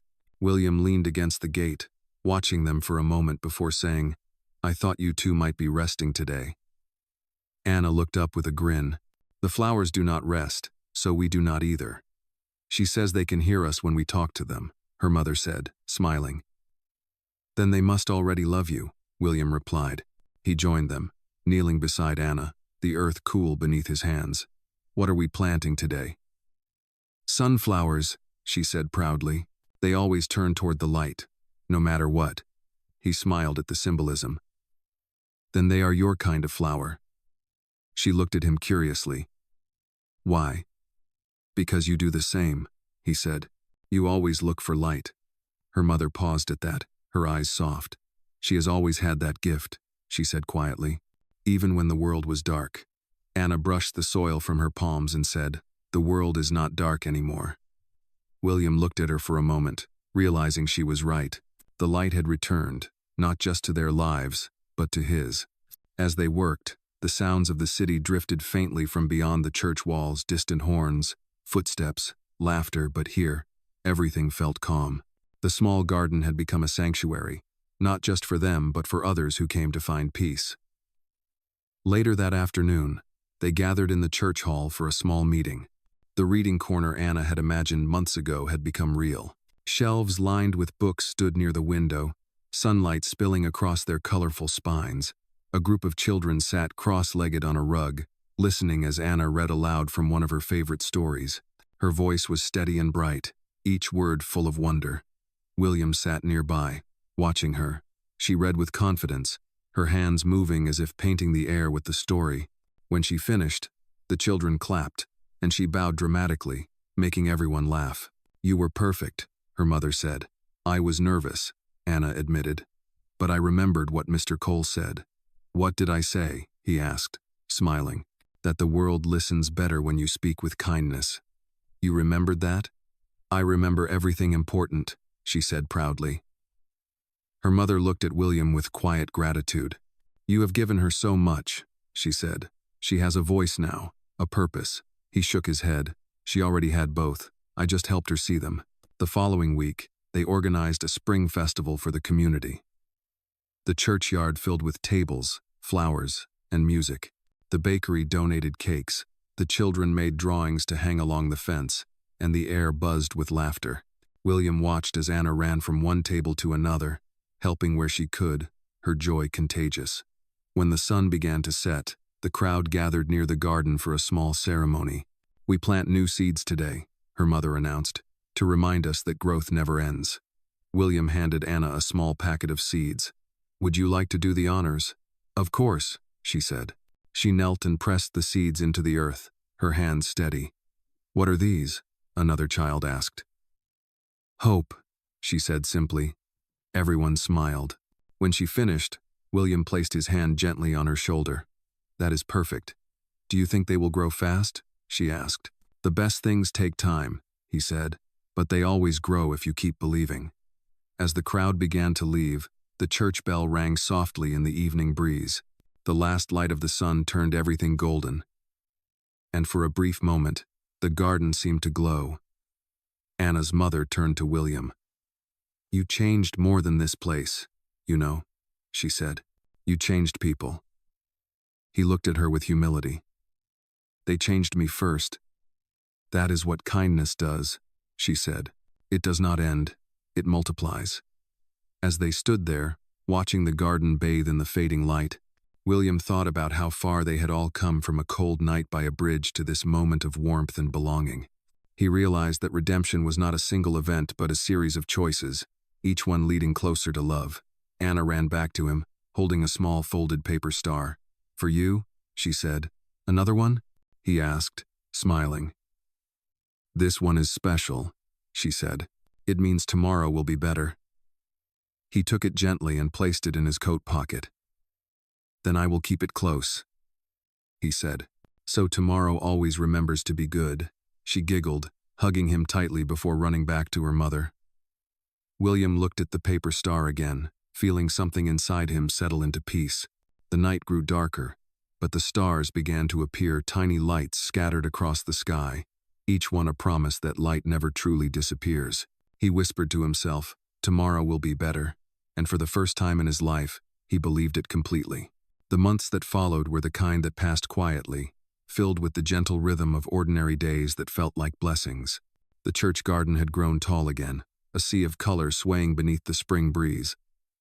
The sunflowers Anna had planted now towered over her, golden faces turning toward the light, as if to watch her every step. William Cole visited often, though never out of duty. He came because something inside him needed the peace that this place gave him. Sometimes he worked in silence beside Anna's mother. Sometimes he told stories while Anna drew them in her sketchbook. It was a simple kind of happiness, the kind that required no grand gestures, only presence. That morning, the sky was clear, and the air smelled faintly of lilac. William arrived early, carrying a box of books for the reading corner. Inside the church, children sat cross-legged, waiting for Anna to begin her story hour. She looked up and smiled when she saw him. "You are just in time," she said. "We are reading about heroes today." "Then I will stay," he said, placing the books on the shelf. She began to read, her small voice steady and full of emotion. The story was about a man who lost everything and found his purpose by helping others. As she read, William felt an ache deep in his chest. The words mirrored his own life so closely it almost felt like she was telling his story.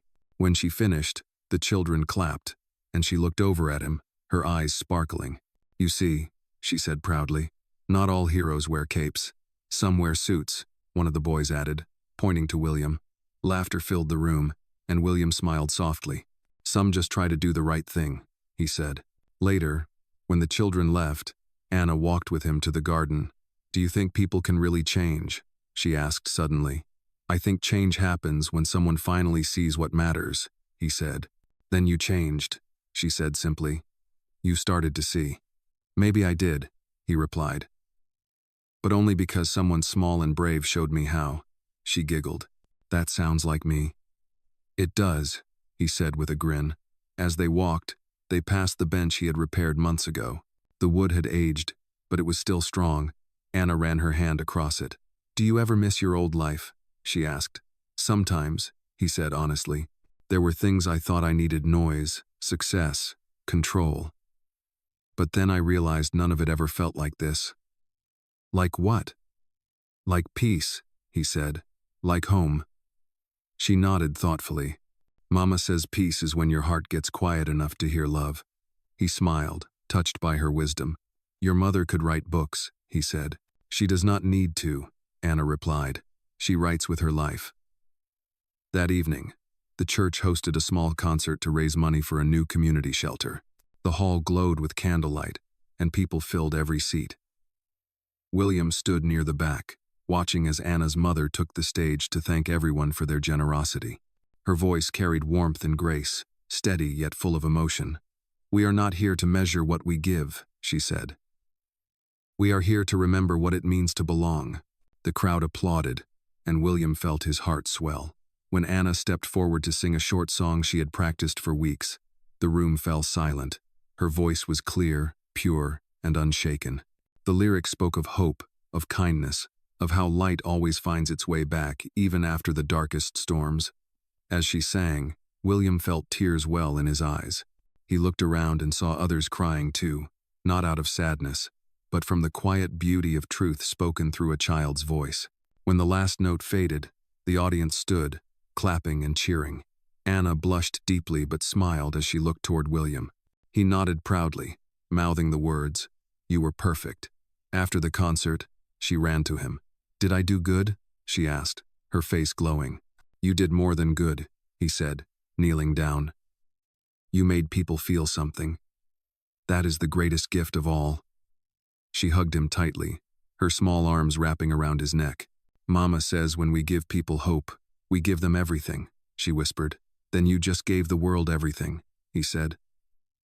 Her mother joined them, her smile soft. "She gets that from you, you know," she said. "No," he replied quietly. "She gets that from you." The three of them stood together under the old church lights, surrounded by laughter and gratitude. William looked at them and realized something profound. This ordinary night full of songs and smiles, was the very definition of redemption. Not a moment of triumph, but a slow, quiet transformation built on love. As they left the church, Anna looked up at the sky. "The stars look closer tonight," she said. "Maybe they are listening." "Maybe they always have been," he replied. She took his hand, her fingers warm against his. "Then we should tell them thank you," she said. "For what?" "For making our stories meet," she answered simply. He looked down at her, his heart full. "Yes, Anna," he said softly. "Thank you." The wind picked up gently, carrying her laughter across the night air. And somewhere above them, between the stars and the clouds, It felt as if the universe itself smiled back. The years moved gently, like pages turning in a story that had learned not to rush its ending. The church garden stood tall again each spring, bright and alive, while the reading corner inside filled with more books, more laughter, and more light. Life went on, not with fanfare, but with quiet grace. William Cole grew older, though he did not feel it the way he once feared age. His hair had silvered at the temples, but his eyes still carried that calm spark Anna had once given back to him. He no longer lived in the tower of glass he once called home. Instead, he bought a small house not far from the church, one with a wide porch and enough space for a garden of his own. On Sunday mornings, the bell of the old church rang, and he always came, walking the same path through the park that he had taken the night he first saw a little girl shivering against the wall. Only now, when he looked at that corner, it no longer felt heavy, it felt sacred. One bright afternoon, he arrived early to find Anna in the garden again. She was taller now, her braids longer, her face older but still full of warmth. She was helping a group of younger children plant flowers, teaching them gently, just as he had once taught her. "You have become quite the teacher," he said as he approached. She turned and grinned. "You sound surprised." "Not surprised," he said, "just proud. Mama says that is what growing means. When someone helps you stand, you help others stand too." "She is still the wisest woman I know," he replied. "She says you are stubborn," Anna teased. He laughed. "That sounds about right." They worked side by side for a while, the smell of soil and flowers filling the air. When the children left for the day, Anna sat beside him on the garden bench. "Do you remember the bridge?" she asked suddenly. "Every day," he said. "It feels like a lifetime ago." "I was so small," she said softly, "and scared, and brave," he added. "Do you remember what I told you that night?" "That everything was going to be all right," she said, "and it was." "It still is," he said, smiling. She nodded, her eyes bright. "Mama says sometimes God sends people to remind us that we are seen." "Then he sent you," William said quietly. She smiled, and for a moment, the air between them was full of that same quiet magic that had carried them through the years. Her mother joined them soon after, bringing lemonade and cookies from the church kitchen. Her hair had begun to show soft strands of gray, but her face still carried the same strength and kindness. "I cannot believe how much she has grown," William said. I blinked, and she became taller than the sunflowers. Her mother laughed. "Time moves faster when the days are good." They sat together as the afternoon stretched toward evening, watching the children's laughter fade into the hum of the city. The sky turned gold, then pink, then the soft blue of twilight. Anna leaned her head against her mother's shoulder. "I wish things could stay like this forever," she said. "Maybe they can," her mother whispered. "Maybe this is what forever feels like." William looked around the church, the garden, the people whose lives had intertwined with his, and felt that she was right. Forever did not mean endless years. It meant moments that never faded. He reached into his coat pocket and took out a small, worn paper star, the very first one Anna had ever given him. The edges were frayed now, the folds soft from time. "You kept it," Anna said in wonder. "Of course," he said. "It reminds me of the day everything changed." "The day you found me?" she asked. "No," he said gently. "The day you found me." The church bell began to ring, its sound rolling softly across the garden. People started to gather for evening service, and the lights inside began to glow through the windows. William stood and looked toward the horizon where the sun dipped low. "Do you ever think about what comes next?" Anna asked. "Always," he said. "But I have learned that what comes next is never as important as what we choose to do now."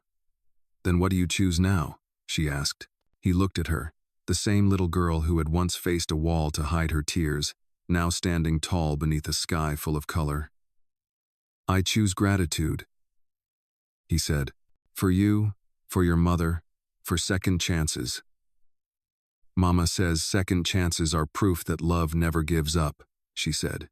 "She is right again," he replied. As the church doors opened and the choir began to sing, they walked together through the garden one last time that day. The sunflowers leaned toward the last light, their petals glowing like halos. Anna ran ahead, laughing, her voice carrying through the soft evening air. William watched her and smiled, a quiet ache of joy filling his chest. You know, her mother said beside him, you saved her that night. He shook his head. No, he said softly. She saved me. The choir's song rose in the distance, warm and steady, echoing through the open sky. When they reached the church steps, Anna turned back to look at him one more time. You were right, she said. About what? About light, she said, her smile wide. It always finds its way back. He nodded, his voice gentle.